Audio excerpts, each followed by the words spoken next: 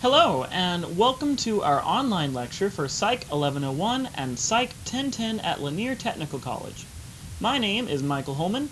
I am a psychology instructor here at Lanier Tech, and I will be your narrator. Please note that these lectures are intended to assist you in better understanding the material, and should not be considered a substitute for attending lecture, reading the text, or completing your assignments. So let's talk about learning.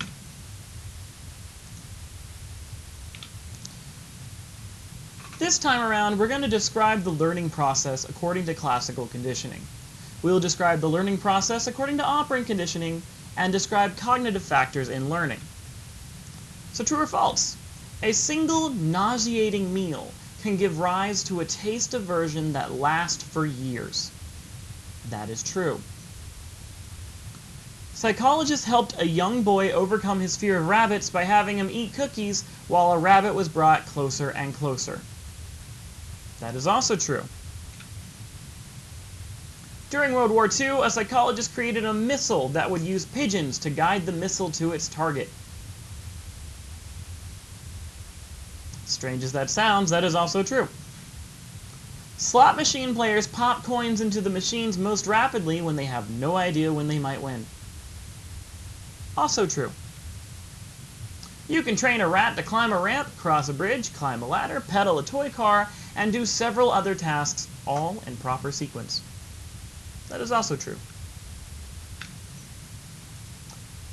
You have to make mistakes to learn. That is false.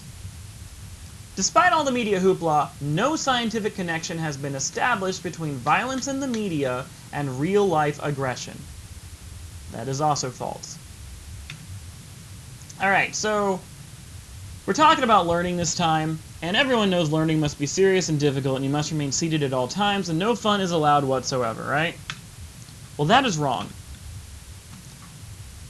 Learning is the acquisition of information or a behavioral tendency that persists over a relatively long period of time. There are several different types of learning.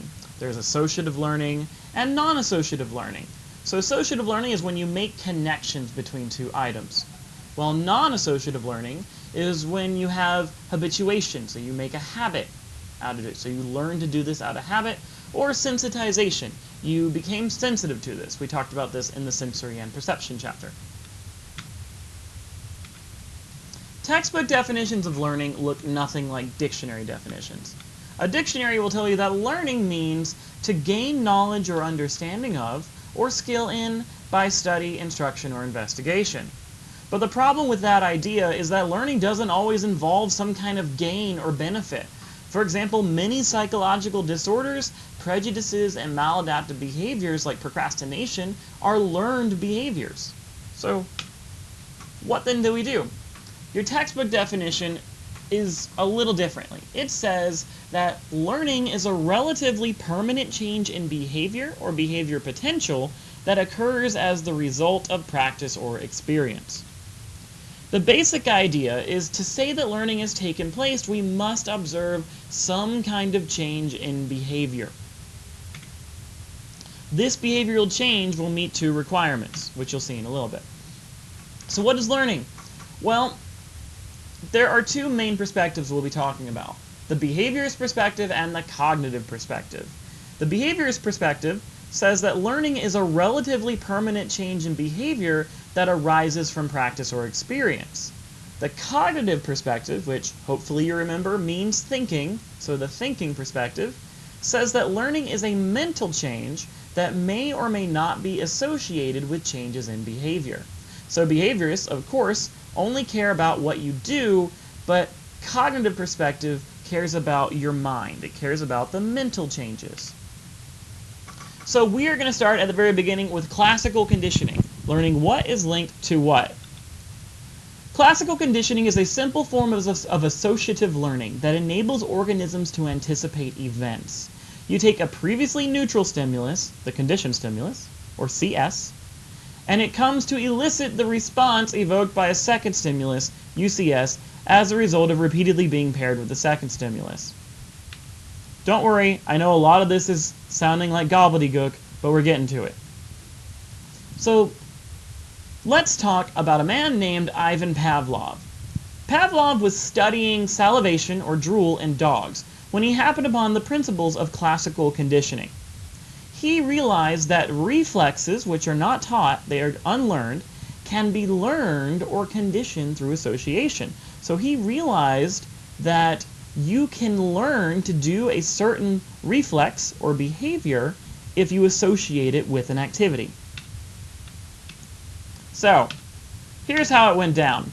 Pavlov was studying digestion in dogs, and what happened was he would present meat powder and then measure how much the dog drooled.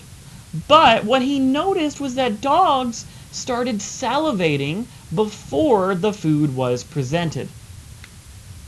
And he wondered why. He came up with an idea, and it really comes down to two different perspectives. According to a behaviorist, the dog learned to drool in response to the tone because the tone had been paired with the meat. Cognitive perspective says that the dog drooled in response to the tone because the tone became mentally connected with the meat. So what the heck are we talking about? Well, it works like this. Pavlov did a now very famous experiment where he would bring out food and then the dog would drool. This just happens naturally. This is called an unconditioned stimulus. So food is unconditioned. So it happens naturally. Write this down in your notes. Unconditioned means it happens naturally. Anytime you see the letter U, we're talking about an unconditioned stimulus. Or we're talking about an unconditioned response. It really depends on which item. But if it's U, it's natural. It happens naturally, okay? So, in Pavlov's example, food naturally causes you to drool. So food is the stimulus. Drool is the response. That's what the R stands for, response. So a few more things you want to write down. S stands for stimulus, and stimulus will always be a noun. So it will always be the noun. Food is a noun. Now if you're drooling, that's the response. The response is a verb. So it's what you do in response to the stimulus. Now next, Pavlov would ring a tone, ring a bell, and he saw that nothing happened. He called this bell then a neutral stimulus. A stimulus because it's still a bell, it's still the tone, but it's a noun, you know, but it had no response from the dog, so it's neutral. If you see N, it means that there was no response. The next thing that he did was that he started pairing the ringing of the bell with bringing out the dog food. So he'd bring out the bell, brought out the dog food, and what do you know? The dog would start drooling. Ring out the bell, bring out the dog, and the dog starts drooling. So what happened here? During the conditioning phase of classical conditioning, you combine the neutral stimulus, in this case, the bell, with the unconditioned stimulus, in this case, the meat. And it causes the dog to drool. Now the dog is drooling at first because of the meat, so it's still an unconditioned response. But do it again and again and again and again and again. So several trials, and eventually all Pavlov had to do was just ring his bell and the dog started drooling. Now the bell has become a conditioned stimulus. C stands for conditioned. You can see it right there. So conditioned is what you taught the dog to do. So if you see conditioned, it means that you have taught this person to do something. It is what you made happen in some way thanks to your conditioning trial. So the bell transformed from a neutral stimulus here to a conditioned stimulus here. It's still a stimulus because it's still a noun, and the dog is drooling, so it's still a response, it's still a verb, but it's now a conditioned response because you have trained the dog to drool in response to the bell. So again, the conditioned stimulus is repeatedly paired with the unconditioned stimulus, as you see here. And eventually, the conditioned stimulus elicits a new conditioned response, which is the same thing that the response was the first time when it was unconditioned, but now they're doing it for a different reason. They're drooling not because of food, they're drooling because of the bell. So these are the main terms that you want to remember with classical conditioning. There's unconditioned stimulus, unconditioned response, conditioned stimulus, and conditioned response. A unconditioned stimulus is a stimulus that has the ability to produce a specified response before anything has happened, like food. An unconditioned response is the response produced by that unconditioned stimulus. So they're always paired together. The conditioned stimulus is an initially neutral stimulus that comes to produce a new response because it is associated with the unconditioned stimulus. So it is initially something that does nothing, but then, because of your work, now does something. In this case, it was the bell. The conditioned response is the response that is produced by this conditioned stimulus. In this case, it was the dog drooling again. So here's another handy little chart to show the different phases. So there are 3 phases: preconditioning, conditioning, and postconditioning. Preconditioning is just showing that the bell does nothing, that the food does something, and what that something is. The conditioning phase is combining the bell that does nothing with the food that does something and getting the same response. And postconditioning is when it's finally worked. Now we know that the bell will simply cause the dog to drool.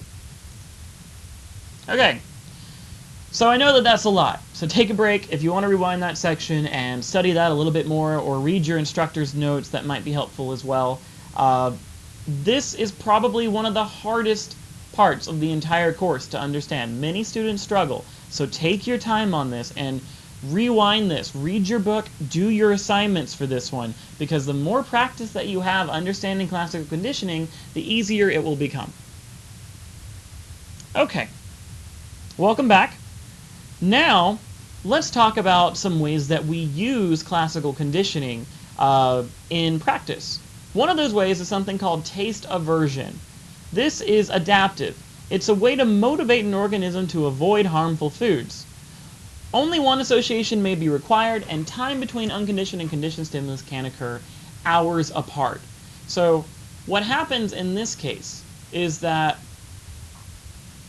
if you've ever been sick and then eaten food, and then later that the mere smell or sight of that food makes you feel sick again, then you know exactly what we're talking about. That is taste aversion. Here's another good example.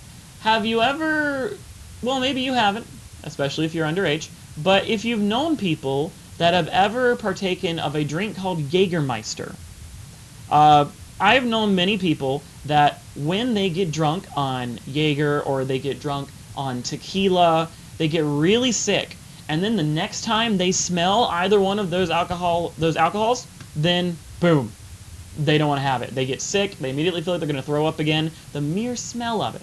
That's all taste aversion.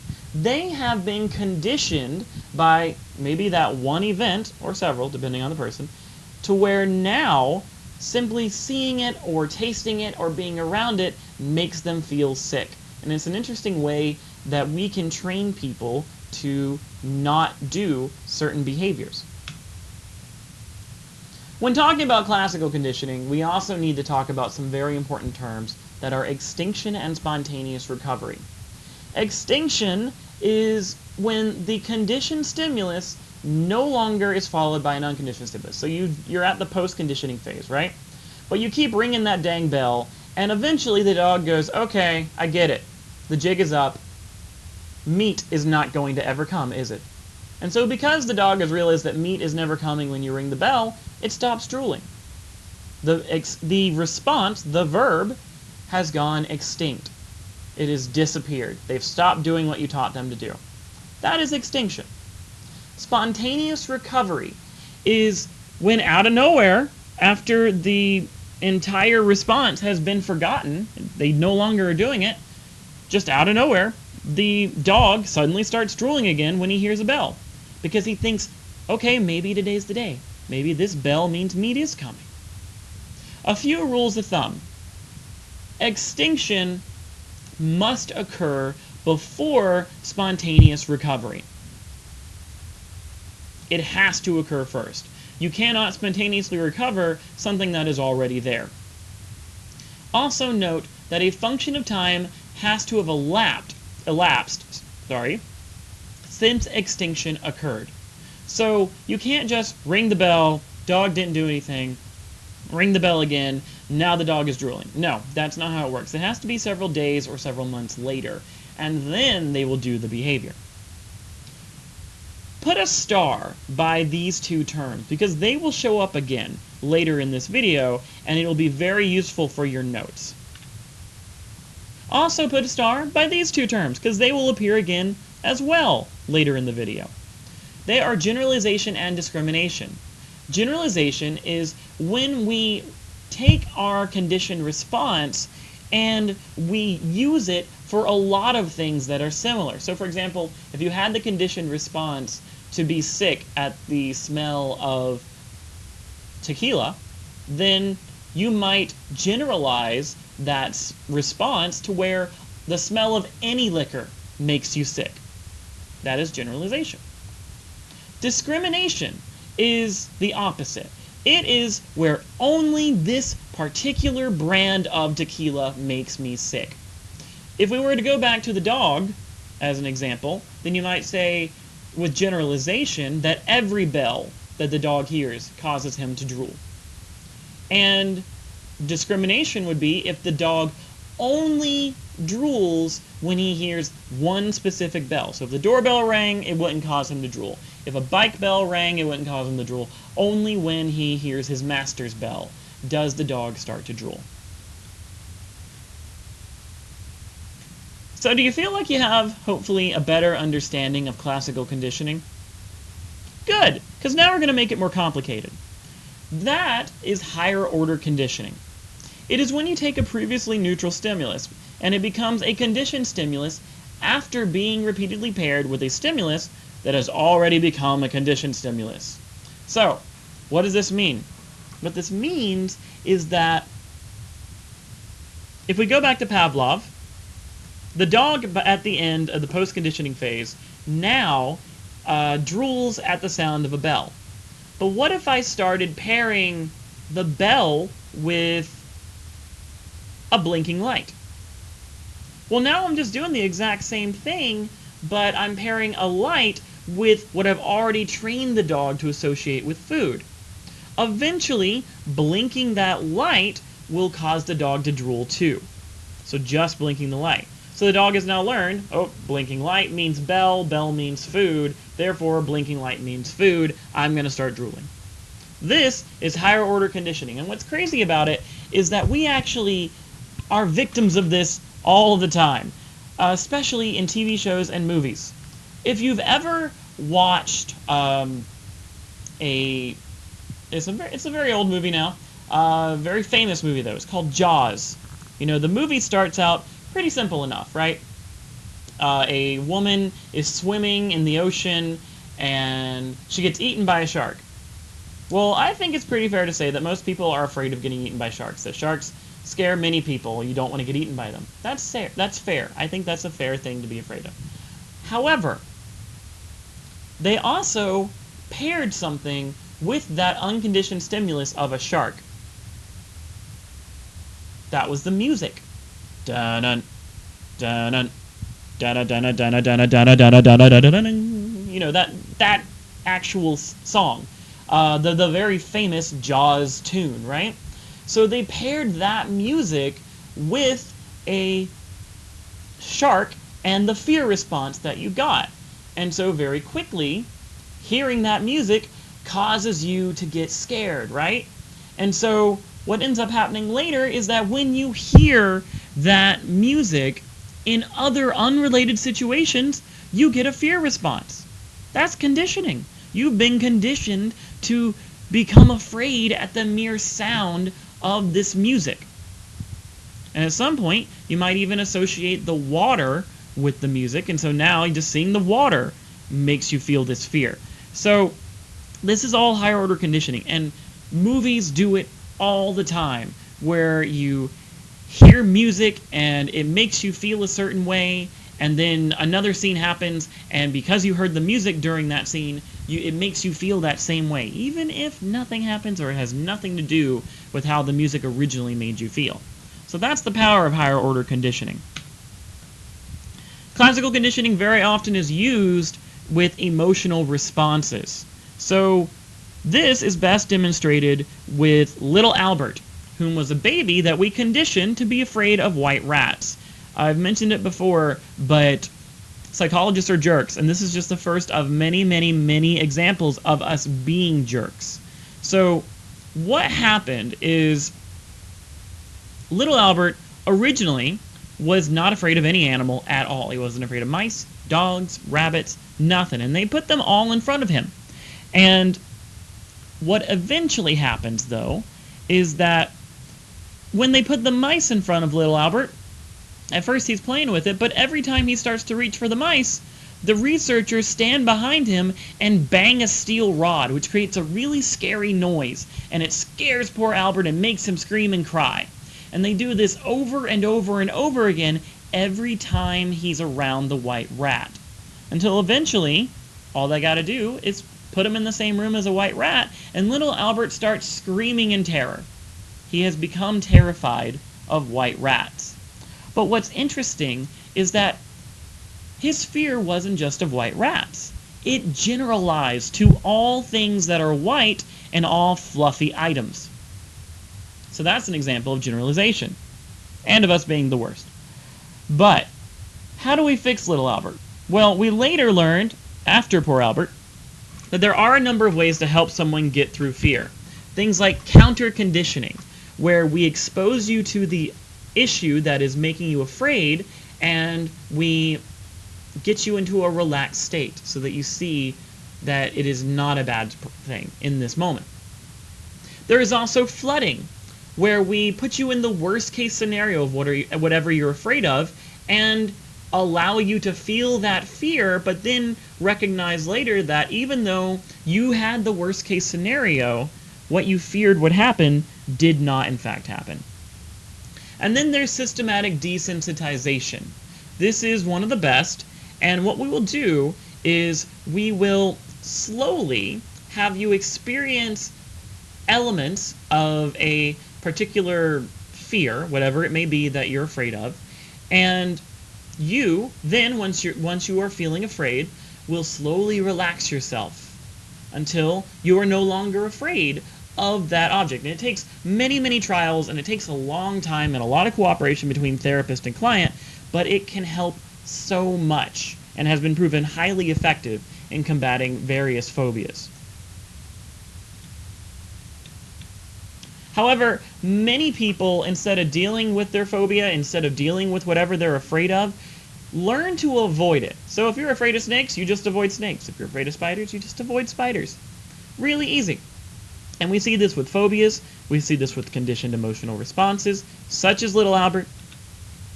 And we also know that certain fears, certain phobias, are easier than others. Fears of rats, fears of snakes, of spiders, of sharks.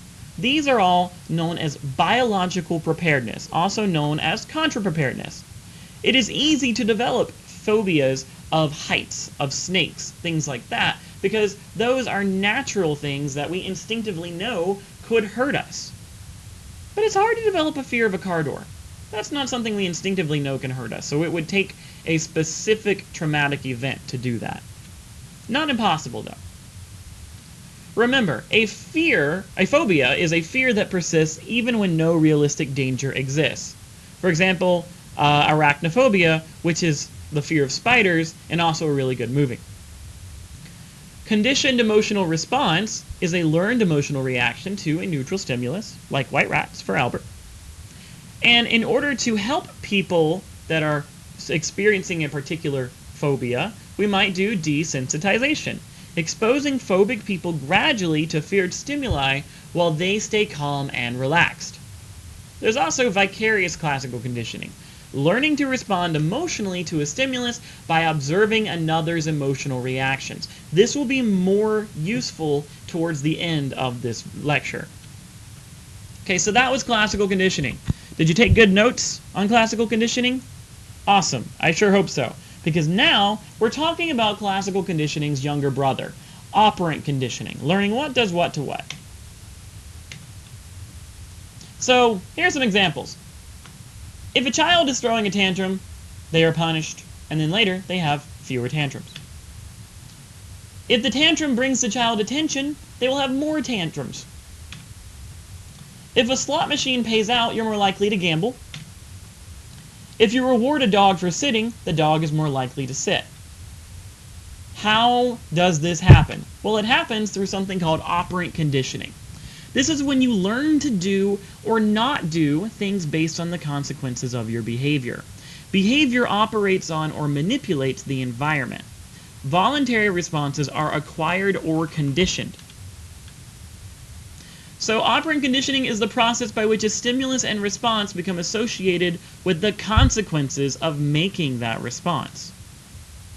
Thorndike had a puzzle box with the law of effect where he would have cats stay in a puzzle or in a box that had some puzzles, and if they solved the puzzle, they would get a piece of fish.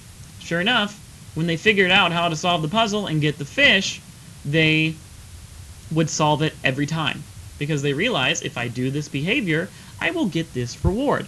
That is the key component of operant conditioning.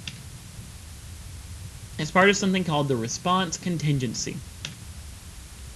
The fish, in this case, is the reinforcer. It is encouraging the cat to solve the puzzle and get out of the box. The Skinner box is another box, but this time with a mouse. And so what happens is the mouse learns that if they press the lever, then a food pellet will fall into their dish. So very quickly, they press that lever over and over and over again. But another interesting thing is that we can now add sounds and signal lights, and eventually the rat can learn, well, I need to press it when it's green, not when it's red, or I need to press it when it's green and when the sound goes off. Then I can get food. So we learn very quickly that rats in the Skinner box are able to solve the problem very quickly, and that they can learn based on being rewarded for what they've been done. Skinner focused on measurable behaviors. I've mentioned this before in previous lectures, but Skinner was one of the first great behaviorists, and he did not care about your feelings whatsoever. He only cared about your behavior and what you did and what he can make you do next. Behavior modification in program learning was the name of the game for him, and he found with his Skinner box that experimental conditions can be maintained and that learning can still take place and behavior can be manipulated. There are a number of reinforcers out there. A reinforcer is any stimulus that increases the probability that responses preceding it will be repeated. I know that seems like a lot, but all we're saying is that a reinforcer is something that encourages behavior. Reinforcers encourage behavior. Positive reinforcers add something to the situation. Negative reinforcers remove something from the situation. I've mentioned this before, but nowhere is it more important than in this moment in this chapter that you remember that positive does not mean good and negative does not mean bad in psychology. You need to underline that, circle it, and put a star around it for this chapter. Positive means you are adding something to the situation, and negative means you are taking something away from the situation. But both are being done, if it's a reinforcer, to encourage behavior. So, positive reinforcement, an example might be behavior of studying.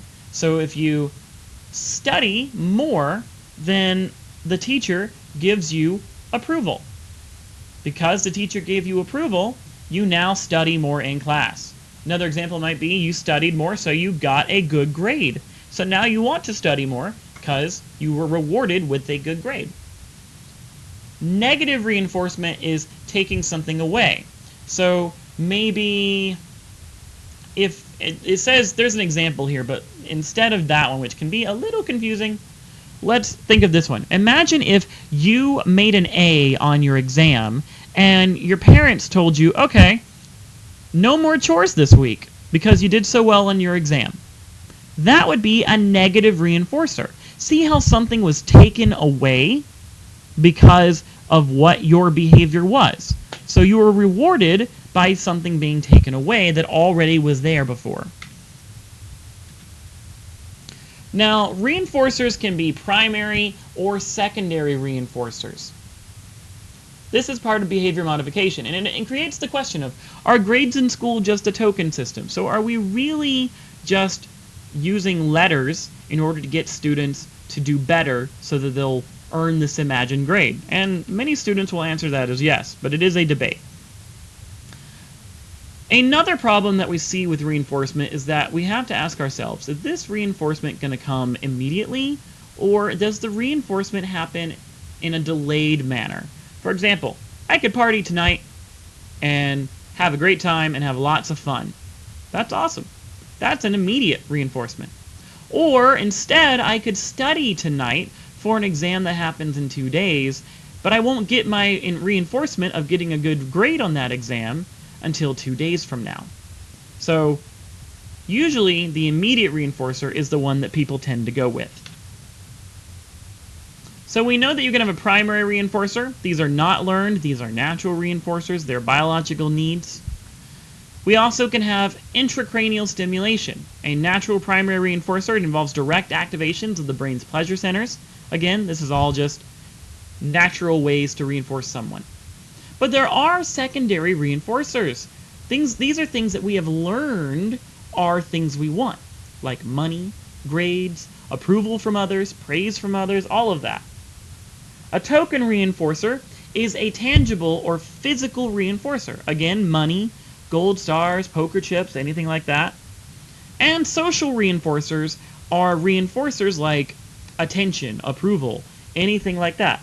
We didn't need them at first when we were babies, but now we've learned that we want the approval of others. So that is a social reinforcer. Immediate reinforcers are more effective than delayed reinforcers. The short-term consequences are more of an incentive than long-term, and we see this all the time in life, right? A primary reinforcer will be effective because of the biological makeup of the organism, but a secondary reinforcer requires value through association with established reinforcers, things like money. We learn they can be exchanged for primary reinforcers like food or water. Reinforcers are known by their effect. They increase response. Rewards are pleasant events that affect behavior, so that rewards encourage behavior. Punishments are aversive events. They're bad events. They decrease the frequency of the behavior that they follow. So, reinforcement encourages behavior. Punishment discourages behavior. Very important. Underline that. Punishment should be swift, consistent, and appropriately bad. There should be challenges, such as increasing an aggressive behavior. You see, the problem with some sorts of punishments is that, for example, if you spank a kid, they in turn learn that the way to make people not do things they don't want is to hit them. It's very obvious. They also can develop a fear of punisher. So instead of them liking you and loving you as their parent, they are now afraid of you. Punishment is most effective when combined with reinforcement for desired behavior. So you don't just discourage bad behavior, you then at the same time encourage them to do good behavior. That's the best way to use it. There are a number of concepts to talk about here. We have aversive stimuli, which are stimuli that are painful or uncomfortable, like an electric shock. There's escape learning, so you learn to do something in order to end that aversive stimulus. There's avoidance learning, which we've talked about already. Learning to make a response to avoid or postpone or prevent discomfort. For example, maybe you're not going to the dentist because you know you've got a lot of cavities and you don't want to deal with that right now. That's avoidance. Punishment may also increase aggression, as we've already talked about. So let's look at some examples here. I know that the slide talks about studying and teacher disapproval and stuff like that, but that can get a little confusing. So instead, you can look at this slide later if you like and pause this. But I want you to think about this. Imagine that little Johnny is at home and his mom asks him to wash the dishes. Johnny tells her she can wash her own dishes. Mom slaps Johnny in the face.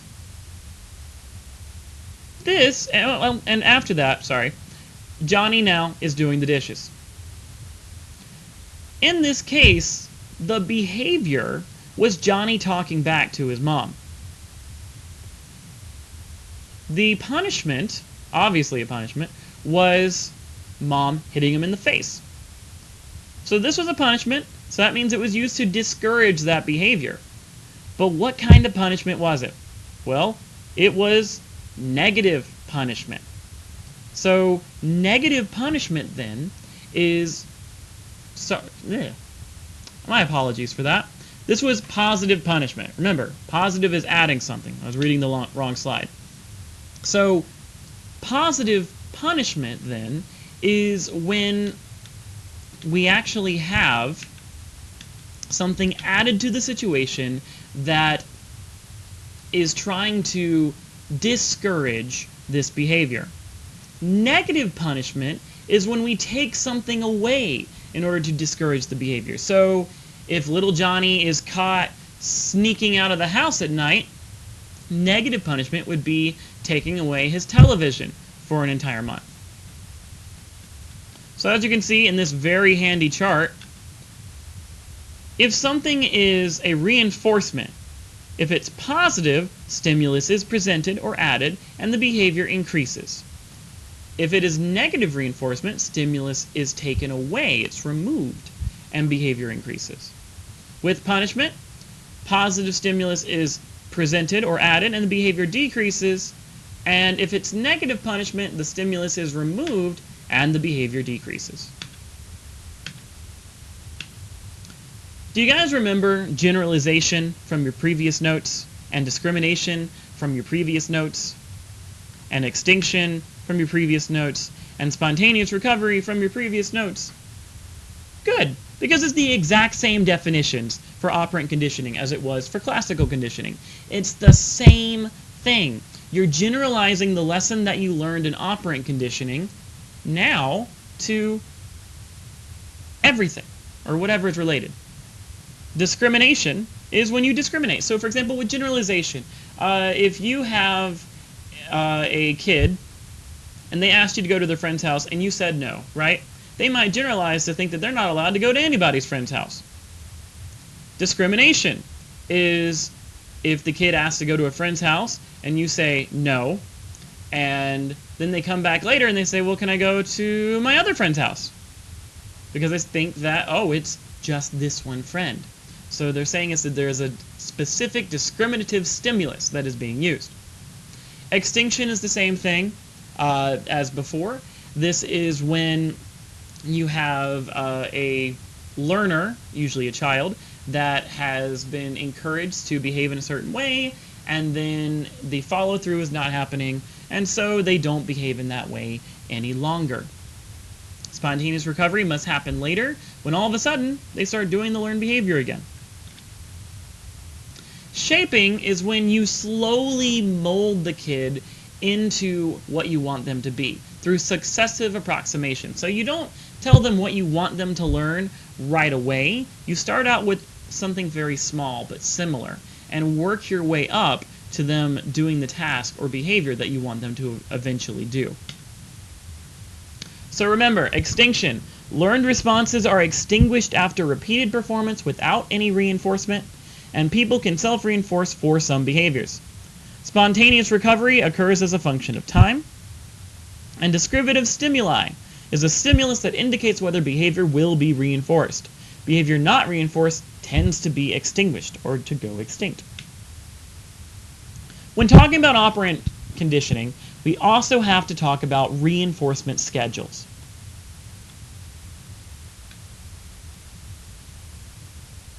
So, reinforcement schedules can be described as either continuous or partial. If a schedule is continuous, it means that it keeps going forever and ever. It is consistent. If it is partial, it is temporary. There are 4 types of schedules out there: fixed intervals, variable intervals, fixed ratios, and variable ratios. Continuous reinforcement schedules have the most rapid acquisition, but are also the most easily extinguished. As soon as they see you're not doing it anymore, they're not going to follow through anymore. Partial reinforcement is a little bit different. So let's look at a continuous schedule. This is applying one of the 4 types of reinforcements every time the behavior occurs. So for example, getting a raise after every successful project, or getting spanked after every negative behavior.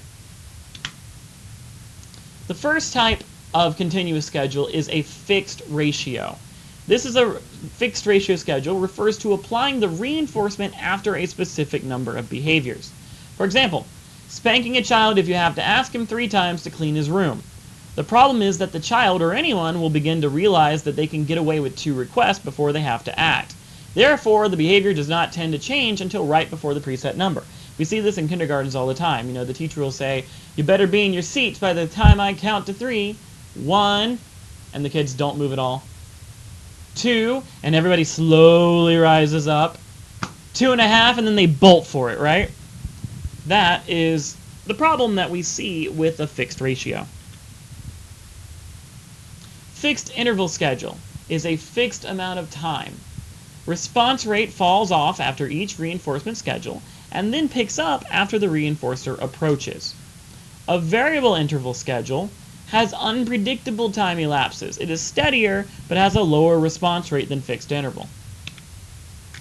So if we look at a fixed interval scalp, the problem with this is that they don't do the behavior until right before the review, essentially. So with fixed ratio schedules, we have a fixed number of correct responses, and this in turn causes a high response rate, which usually happens immediately after reinforcement. A variable ratio schedule is when you have unpredictable number of correct responses before you get the reinforcer, and so your response rate is high because you never know when it's coming. So let's look at these fixed guys. A fixed interval is applying the reinforcer after a specific amount of time. An example might be getting a raise every year and not in between. A major problem with this schedule is that people tend to improve their performance right before the time period expires so they can look good when the review comes around. And we've seen this a lot. When reinforcement is applied on an irregular basis, they're called variable schedules. A variable ratio refers to applying a reinforcer after a variable number of responses. So these schedules have been found to work best under many circumstances, and here's an example why. Imagine you walked into a casino and you head for the slot machine. After the 3rd coin you put in, you get 2 back. 2 more, you get 3 back. Another 5, you get 2 more back. Do you think it'd be difficult to stop playing? Probably, because you have no idea how much you're going to get back next time. This next one could be the jackpot. And that's how casinos work. Reinforcing someone after a variable amount of time is known as a variable interval. If you have a boss who checks your work periodically, you understand the power of this schedule. Because you don't know when the next checkup might come, you have to be working hard at all times in order to be ready. So, let's compare notes on classical versus operant conditioning. Well, classical conditioning is about learned associations between an unconditioned stimulus and a conditioned stimulus. The animal is a passive part of this. They're not active. And responses are pulled out of them. With operant conditioning, you associate responses and reinforcement. The animal is an active participant, and responses are emitted, so they create them themselves. But they both have certain things in common. They both have avoidance learning, extinction and spontaneous recovery, and generalization and discrimination. Shaping is when you reinforce progressive steps toward the behavioral goal. As training proceeds, you reinforce successive approximations of that goal. We use operant conditioning all the time with biofeedback training, with behavior modification, program learning, all sorts of things. So that was classical and operant conditioning.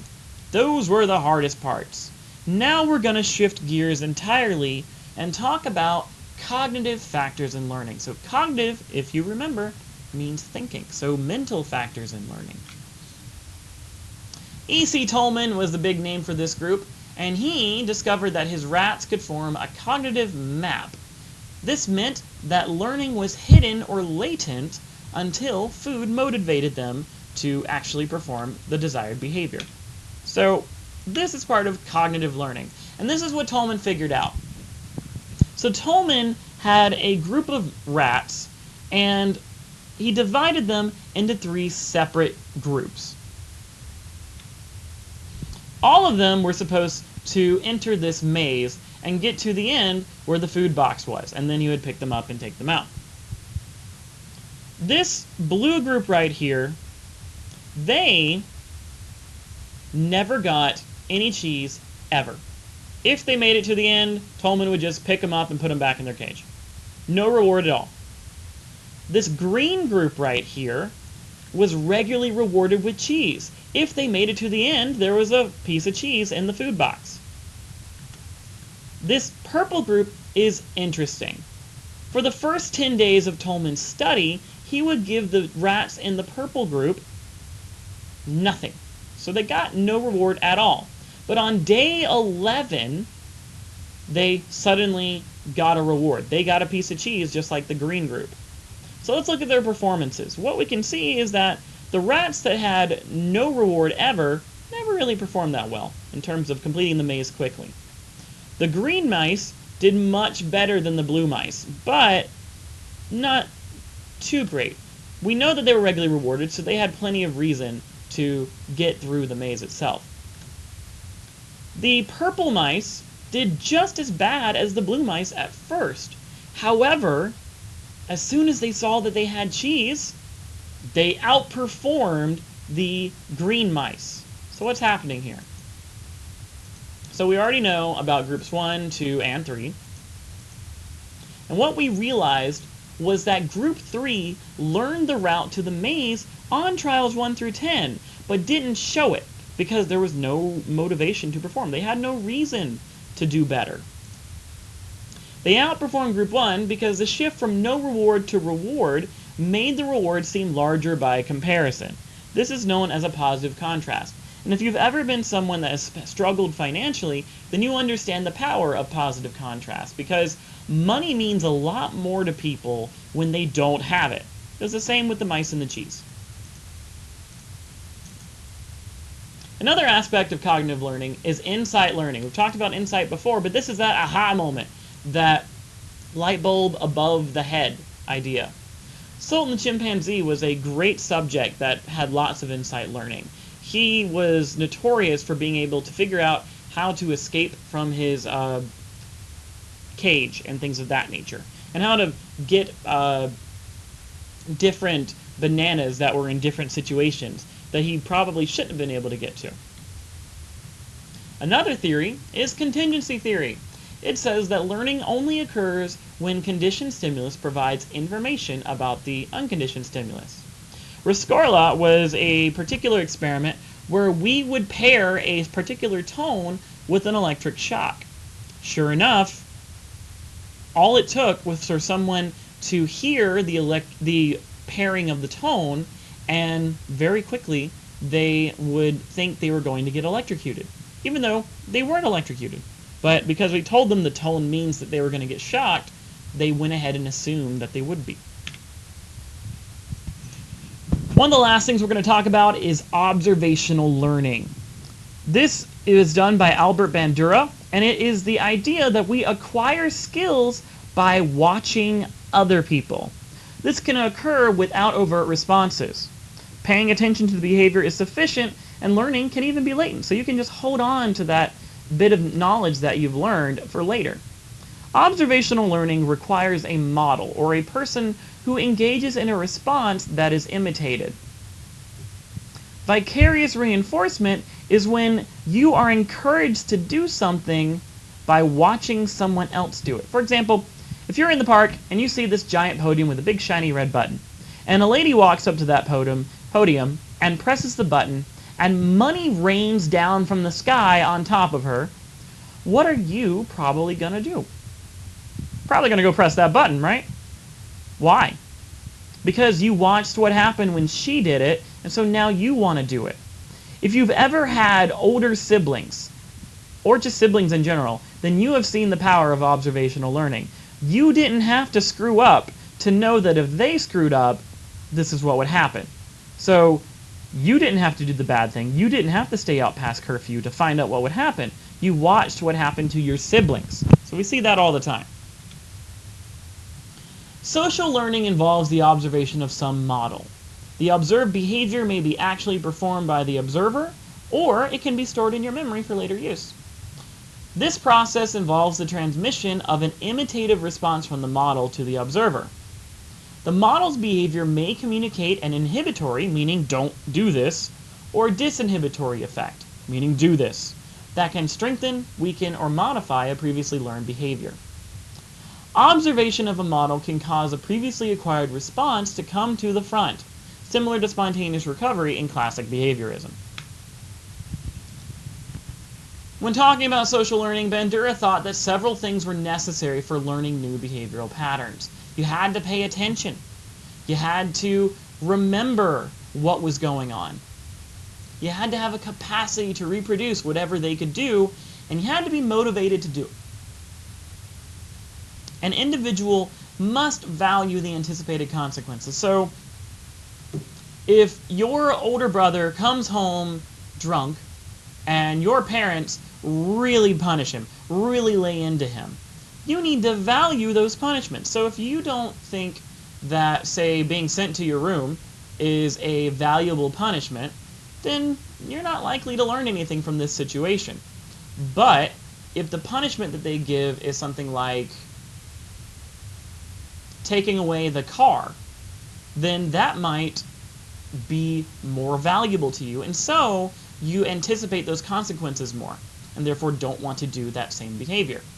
The individual must expect the anticipated consequences as a result of the behavior. So if your brother came home drunk and your parents took away his car as a result of him coming home drunk, and then the next time he comes home drunk, nothing happens, you need to expect that it's going to happen, that that consequence will happen, or you're more likely to do the behavior. You're not going to say, oh, this one time my parents were rough, but the rest of the time they were pushovers. You're not going to do the behavior then. It has to be expected that that response will happen every time that behavior is done. Which leads us to one of the last things we're going to talk about, the violence in the media and aggression. So Bandura and his colleagues did a classic study of media violence. It's called the Bobo Doll Clown Study. And he would have preschool children come in and observe a model being aggressive with a clown doll. And so it was just this large inflatable clown, and the model would come in and throw it on the ground, knock it around, punch it, put it on the ground and beat it, that kind of thing. And then the kid would be taken into the same playroom and just told to play.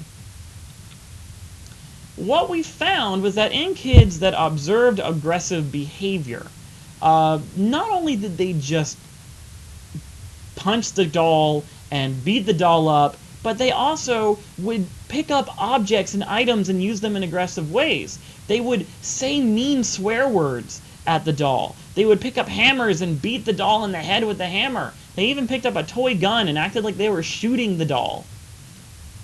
But none of that was ever modeled. So what happened there? Well, this was latent learning.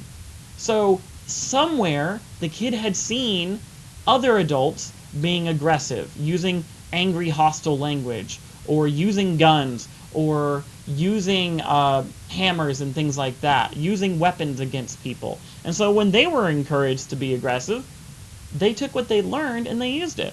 And this usually happens from the media, and most kids, hopefully, aren't seeing somebody be aggressive with a gun unless they're watching television. Then it's there all the time. So we now have finally developed a consensus on the effects of violence in the media. Depictions of violence contribute to aggression. This is just a fact. We know this from observational learning. We know this from disinhibition, meaning that kids are kids are more likely to do violent stuff because they see their heroes and they see other people on TV doing violent stuff. So they think it's okay. So they feel more comfortable doing that aggressive behavior. They're also more aroused, so they're more awake, they're more into it. Seeing someone else be aggressive primes aggressive thoughts and memories, meaning that it gets them to think about other times they've been mad and what they might have done in those times that they could do this time. And then there's habituation. It's just a fact that we get used to seeing violence in the media. We might even get bored if we think an action flick is not, exciting enough. How many times have you watched an action movie and halfway through the movie you've been on your phone the whole time? That's habituation. You got bored. You got used to it. There is a circular relationship between exposure to media violence and aggressive behavior. And what this means is that the more exposure a child has to media violence, the more aggressive they become. The more aggressive they become, the more exposure to media violence that they want. And then the more aggressive they become. So it's just a repeating cycle. So the question becomes, what are the connections between media violence and aggressive behavior? Does that mean that we should get rid of all violent video games with guns and that there should not be any more Dragon Ball Z or Power Rangers or anything like that? No. What it means is that parents should be more responsible in monitoring their TV watching. As children grow older, they become more aware of reality versus fiction. But for children such as those used in the Bobo Doll Clown study, they were preschoolers. So for them, what they're seeing on TV is real. I call it the SpongeBob effect.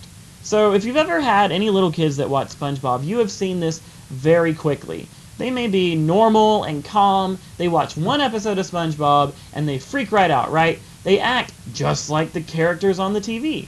Why? Because kids are just giant sponges. They observe everything going on around them on TV, with their friends, with their siblings, with their parents, their family, everybody. They observe it and they hold on to it.